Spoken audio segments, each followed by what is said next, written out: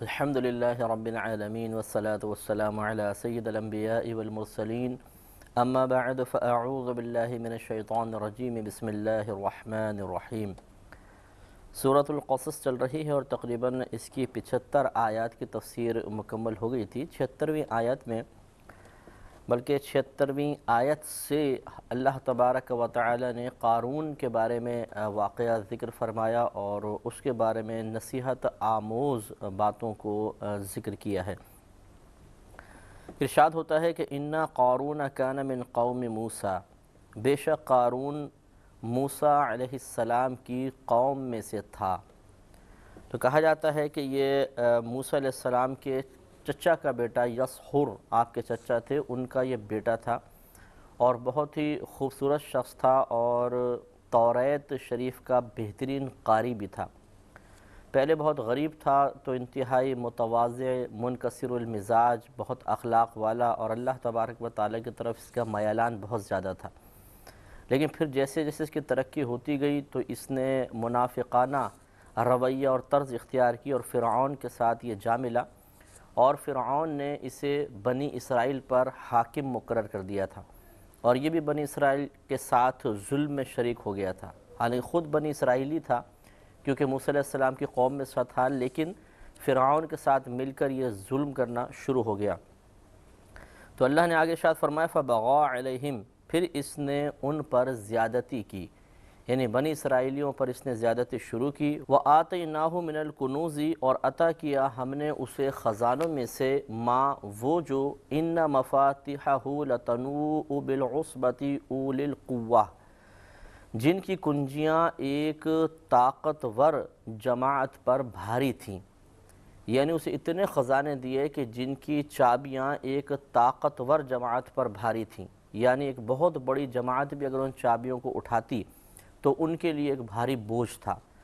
لہٰذا یہ روایات میں ہے کہ اللہ تبارک و تعالیٰ نے اس کو اتنے خزانے عطا فرمائے تھے کہ اس کے خزانوں کی چابیاں 40 اونٹوں پر لاد کر لے جائی جاتی تھیں۔ تو 40 اونٹوں پہ تو صرف چابیاں تھیں،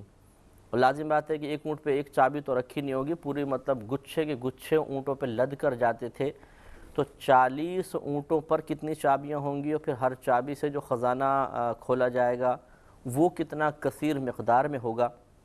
یہ اللہ تبارک و تعالیٰ کا فضل ہوتا ہے، کرم ہوتا ہے کہ بعض اوقات وہ دنیا میں انسان کو بہت زیادہ آسائشیں عطا فرما دیتا ہے،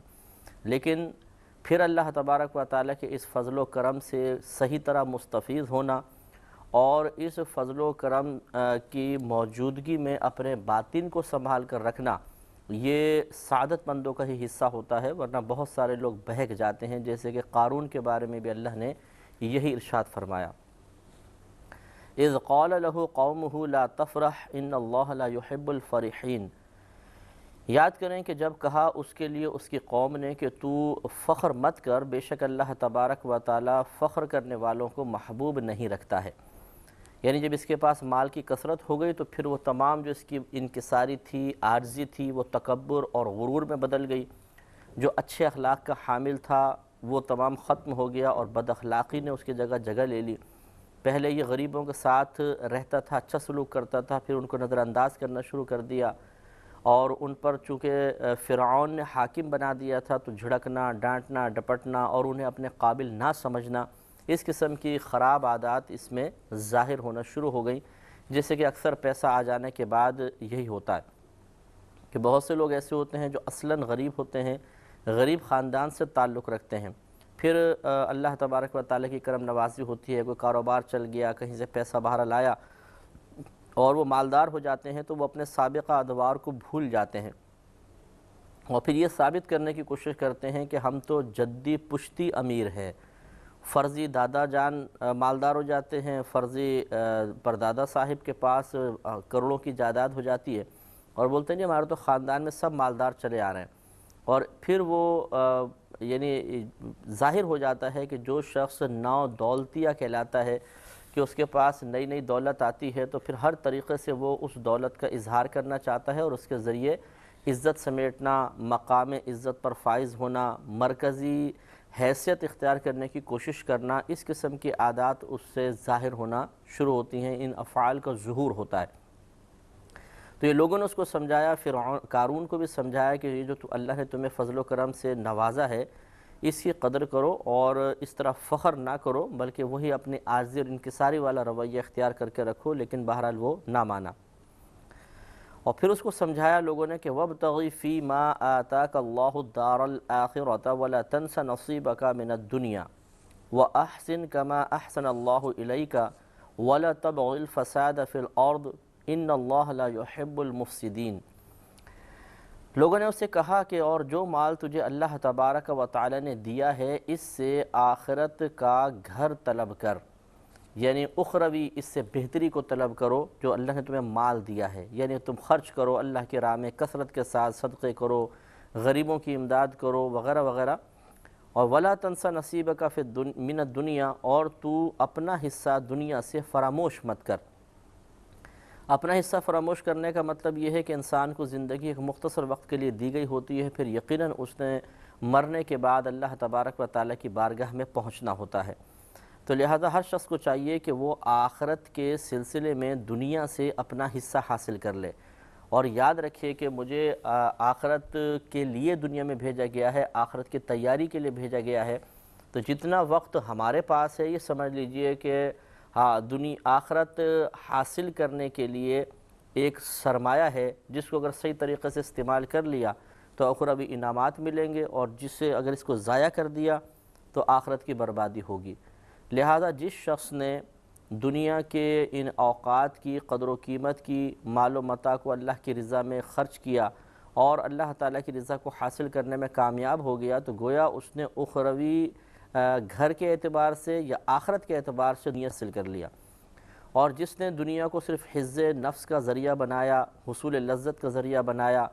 نت نئے مزے حاصل کرنے کی کوشش کی، چاہے وہ اللہ کی نافرمانی کے ذریعے ہوں، گناہوں کے ذریعے ہوں، زمین میں فساد پھیلا کر ہوں، تو گویا کہ اس نے پھر دنیا سے اپنا حصہ حاصل نہیں کیا، کیونکہ یہ آخرت کی بربادی کے ذرائع ہوتے ہیں، اور وہاں آخرت میں اللہ تعالیٰ کی بارگاہ میں جا کر ان امور کے جواب میں اسے سوائے شرمندگی کے اور کچھ حاصل نہیں ہوگا۔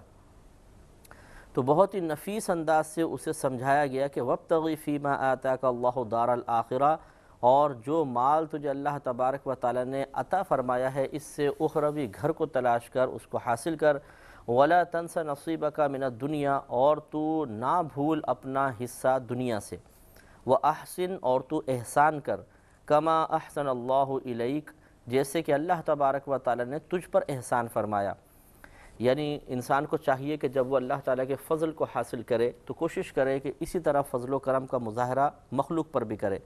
اور جس طرح اللہ نے اس کو آسانیاں عطا فرمائیں، لوگوں کو آسانیاں دیں، جس طرح اللہ تعالیٰ نے اس کو آسائشیں دی ایسی ہی آسائشیں لوگوں کو دینے کی کوشش کرے اگر وہ ان پر قادر ہو تو۔ ایک بہت ہی زیادہ مالدار شخص اگر چاہے تو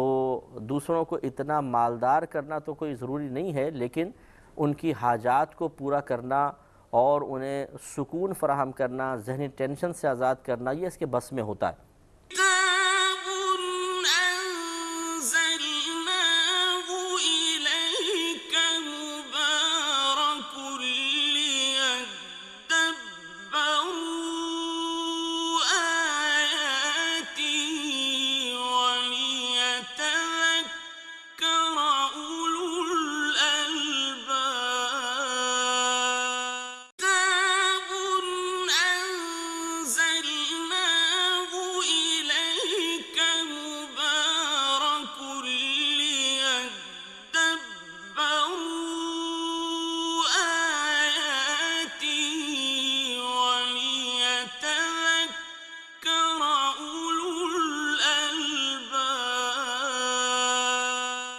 اور یہ بھی اصول یاد رکھیے گا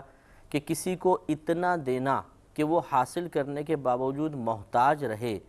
اس سے یہ چیز کہیں زیادہ بہتر ہے کہ اس کو ایک ہی کو اتنا دیا جائے کہ وہ محتاجی سے فارغ ہو جائے اور آئندہ دست سوال دراز کرنے سے محفوظ ہو جائے۔ تو بعض لوگ ہوتے ہیں کہ جو زیادہ کو دینے کی کوشش کرتے ہیں اور ہر ایک کو اتنا دے دیتے ہیں کہ وقتی طور پہ گزارا ہو جاتا ہے لیکن محتاجی ختم نہیں ہوتی۔ اس سے بہتر یہ تھا کہ مثال کے طور پہ اگر 100 کو دیا ہے اور 100 کے 100 بعد میں محتاج ہی رہے، اس سے بہتر یہ تھا کہ صرف 10 کو دیتے، 100 کو نہ دیتے، 90 چاہے ایسے رہ جاتے، لیکن 10 کو اس طرح دیتے کہ وہ آئندہ دست سوال دراز نہ کرتے۔ لیکن ہماری یہ عجیب صورتحال ہوتی ہے کہ ہم یہ چاہتے ہیں، شاید ایک نفس کے اندر یہ ایک بات کہیں کسی کونے میں پوشیدہ ہوتی ہے، اس کی خواہش موجود ہوتی ہے ہمارے باطن میں، لیکن ہم اس پر مطلع نہیں ہو پاتے کہ ہم کسی کی محتاجی کو حقیقتاً ختم کرنا نہیں چاہتے، بلکہ ہماری تمنا ہوتی ہے کہ یہ ہمیشہ ہمارا محتاج رہے، کیونکہ جب اس کی محتاجی ختم ہوگی یہ ہمارے برابر آ کے کھڑا ہو جائے گا، اور ہمیں یہ بات پسند نہیں ہوتی کہ سامنے والا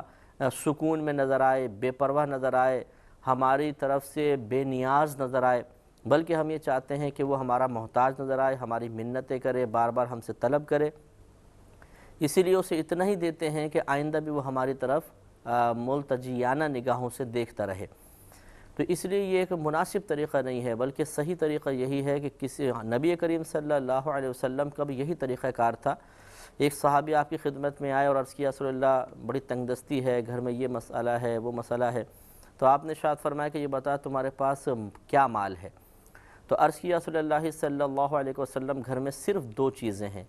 ایک لکڑی کا پیالہ ہے جس سے ہم پانی وغیرہ پیتے ہیں، اور ایک چمڑے کا ٹکڑا ہے جسے آدھا بچھا لیتے ہیں اور آدھا اوڑھ دیتے ہیں۔ نبی کریم صلی اللہ علیہ وسلم نے ارشاد فرمایا کہ وہ دونوں چیزیں میرے پاس لے آؤ، تو وہ لے آئے۔ سرکار مدینہ صلی اللہ علیہ وسلم نے وہاں بیٹھے ہوئے صحابہ کرام سے فرمایا کہ کون ان کو خریدتا ہے؟ تو ایک صحابی نے عرض کیا رسول اللہ میں 1 درہم میں ان کو لیتا ہوں، فرمایا کہ نہیں اور بڑھاؤ۔ ایک دوسرے صحابی کھڑے ہوئے کہ یا رسول اللہ صلی اللہ علیہ وسلم میں 2 درہم میں لیتا ہوں، تو فرمایا ٹھیک ہے۔ 2 درہم میں اس کو سیل کیا، ان سے 2 درہم لیے، ان صحابی کو 1 درہم دیا کہ یہ خرچہ کرو، اور 1 درہم دے کر فرمایا کہ جاؤ بازار سے کلہاڑی کا جو اوپر لوہے کا حصہ ہوتا ہے اس کو پھل کہتے ہیں، وہ خرید کر لے آؤ۔ تو یہ صحابی گئے، وہ خرید کر لے آئے۔ نبی کریم کے پاس لکڑی موجود تھی، یعنی دستر اس کو کہتے ہیں، اور وہ اوپر سے وہ پھل اس میں لگایا، سرکار نے کلہاڑی تیار ہو گئی۔ ان صحابی کو دے کر فرمایا کہ جنگل میں جاؤ اور لکڑیاں کاٹو، اور 1 ہفتے تک اب میرے پاس ملنے کے لیے نہیں آنا۔ تو انہوں نے کہا جی ٹھیک ہے، وہ گئے جنگل میں، لکڑیاں کاٹیں، بازار میں بیچتے، اور اس طریقے سے وہ نفع کماتے رہے۔ جب 1 ہفتے بعد آئے تو ان کے پاس کافی پیسہ جمع ہو چکا تھا۔ نبی کریم صلی اللہ علیہ وسلم نے ارشاد فرمایا کہ یہ تمہارا اس سے کہیں بہتر ہے کہ تم کسی کے سامنے ہاتھ پھیلاؤ۔ تو آپ یہ دیکھیے کہ نبی کریم صلی اللہ علیہ وسلم نے کس حکمت کے ساتھ ان صحابی کو دوسروں سے بے نیاز کر دیا۔ یہ طریقہ کار ہونا چاہیے، لیکن وہی بات ہے کہ ہمارے اگر خاندان میں غرباء ہیں تو ایک شخص ایک مرکزی حیثیت حاصل کرنے کے بعد اپنے پیسے کے ذریعے، اپنے منصب کے ذریعے یا اور دنیاوی ذرائع کی وجہ سے ایک مرکزی حیثیت حاصل کرنے کے بعد نہیں چاہتا ہے کہ میری یہ مرکزی حیثیت متاثر ہو، لہٰذا وہ ہر ایک کو نیچا ہی دیکھنا چاہتا ہے۔ احسانات ضرور کرتا ہے، لیکن ان احسانات کا دائرہ کار انتہائی محدود رکھتا ہے کہ کوئی پھر محتاجی سے باہر نہ نکل سکے، بے نیازی سے باہر نہ نکل سکے، ہر ایک مجھے ہی مرکزی حیثیت دے اور مجھ سے اپنی حاجات کا سوال کرتا رہے۔ یہ مناسب نہیں ہوتا، بلکہ جب اللہ نے ہم پر فضل و کرم فرمایا تو کوشش یہ ہونی چاہیے کہ دوسرے پر بھی ویسا ہی فضل و کرم کریں، اور جتنا اللہ تعالیٰ نے ہمیں حیثیت دی ہو سامنے والے کو اتنا ہی دینے کی کوشش کریں۔ تو اس لیے بس یہ اصول بہت بہترین ہے، اور ہمیں یہ حدیثوں سے ثابت ہے، صحابہ کرام کے اقوال سے ثابت ہے کہ جب ہم کسی کی امداد کریں تو سینکڑوں کو دینے کے بجائے چند ایک کو اس انداز سے دیں کہ وہ کسی کے محتاج نہ رہیں۔ یعنی اصول یہ ہے کہ اتنے کثیر لوگوں کو دینا کہ اس کو دینے کے بعد سب کے سب محتاج رہیں گے، اس سے کہیں زیادہ، اس صورتحال سے کہیں زیادہ بہتر یہ صورتحال ہوگی کہ پھر چند ایک کو دیا جائے جس کو چاہے آپ انگلیوں پہ گن سکیں، لیکن ان کو اتنا دیں کہ وہ آئندہ کسی کے محتاج نہ رہیں۔ یہ ہے انسان کا کمال۔ اب یہ ویلفیئر ادارے وغیرہ بھی چلتے ہیں، یہ بھی ایسے ہی کرتے ہیں کہ مطلب تھوڑا اس کو دے دیا، تھوڑا اس کو دے دیا، تھوڑا اس کو دے دیا، تو وہ لوگ پھر ہر ماہ جو ہے وہ محتاج ہی رہتے ہیں۔ کوشش ہونا ہی چاہیے کہ اگر یہ بات پائے تحقیق تک پہنچ جائے کہ واقعی شخص سامنے والا غریب ہے اور ہماری امداد کا مستحق ہے، تو افضل اور اولیٰ صورتحال پھر یہی ہوگی کہ یہ نہ دیکھا جائے کہ ہم کتنے کروڑوں کی مدد کر رہے ہیں، لاکھوں کی مدد کر رہے ہیں، بلکہ یہ دیکھا جائے کہ ہم چند 100 کی بھی مدد کریں، لیکن اس انداز سے کہ یہ چند 100 آئندہ کے لیے محتاجی سے بے نیاز ہو جائیں۔ یہ بہت بڑا کمال ہے، اور اس کا ثواب اس سے کہیں زیادہ ہے کہ ہم کسی کو دے کر اس کو محتاج ہی رکھیں۔ تو لوگوں نے اس کو سمجھایا کہ وہ احسن کما احسن اللہ الیک، اور تو احسان کر جیسے کہ احسان فرمایا اللہ تعالیٰ نے تیری طرف۔ وَلَا تَبْغِ الْفَسَادَ فِي الْأَرْضِ، اور تو زمین میں فساد کو نہ پھیلا، فساد کو تلاش مت کر۔ ان اللہ لا يحب المفسدین، بے شک اللہ تبارک و تعالیٰ فساد کرنے والوں کو محبوب نہیں رکھتا ہے۔ فساد جو ہے وہ عموماً اللہ تبارک و تعالیٰ کے قوانین کو توڑنے کی بنا پر ہی ہوتا ہے۔ اللہ تعالیٰ نے زندگی گزارنے کا، گفتگو کرنے کا، لوگوں کے ساتھ معاملات کرنے کا ایک نظام بنایا ہے۔ پیسہ کمانے کا، پیسہ خرچ کرنے کا، تجارت کرنے کا اور دیگر تمام امور کے نظام، اس کی ایک تنظیم، اس کے ضوابط، اس کے قواعد، یہ تمام کے تمام شریعت ہمیں فراہم کرتی ہے۔ جو شخص ان قواعد و ضوابط کی رعایت نہیں کرتا اور شرعی قوانین کو توڑتا ہے، شرعی پابندیوں کو توڑتا ہے، تو پھر ضرور انتشار، افتراق برپا ہوتا ہے اور زمین میں توازن خراب ہو جاتا ہے، جس کی بنا پر فساد رونما ہوتا ہے اور نقصانات ہوتے ہیں۔ تو یہ اس کو منع کیا گیا کہ تو زمین میں فساد کو تلاش نہ کر، بلکہ اللہ تعالیٰ کی اطاعت کر۔ اس کی نافرمانی کرے گا، اللہ تعالیٰ کے قوانین کو توڑنے کی کوشش کرے گا تو فساد پھیلے گا، اور جب تو فساد پھیلانے والوں میں سے ہو جائے گا تو مفسد بنے گا، اور اللہ تبارک و تعالیٰ مفسدین کو محبوب نہیں رکھتا ہے۔ اب بہت ہی نفیس بات اللہ تبارک و تعالیٰ نے آگے بیان فرمائی، اس کو توجہ سے سننا چاہیے کہ اس نے جواب کیا دیا۔ اس میں بڑی نصیحت پوشیدہ ہے۔ قال، وہ بولا کہ انما اوتیتہ علی علم عندی،